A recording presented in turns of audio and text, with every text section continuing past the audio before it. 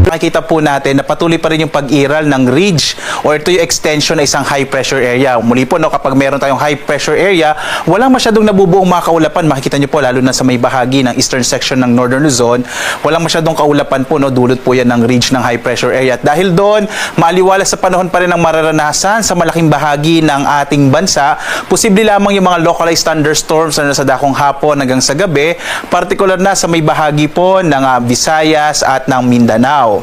At samantala, patuloy pa rin nating minomonitor itong bagyo na si Typhoon Sinlaku na nasa halos 2,500 kilometers silangan na extreme northern Luzon. Makikita natin ito po yung bagyo na si Bagyong Sinlaku, international name niya po yan, at palayo pa or papalayo pa sa ating bansa. Kumikilos ito pahilagang kanlura, hilagang silangan sa bilis naman na 15 kilometers per hour. Hindi na natin ito inaasahang papasok pa ng Philippine Area of Responsibility at hindi rin ito makakaapekto sa ating bansa. At possible po, this coming week, wala pa rin tayo inaasahan na magiging bagyo na maaaring mabuo or papasok sa loob ng Philippine Area of Responsibility. Ibig sabihin po, mga kababayan, sa paparating na linggong ito, this weekend, hanggang sa susunod na linggo, patuloy na mainit na panahon at maaliwalas sa panahon na mararanasan sa malaking bahagi nga ng ating bansa.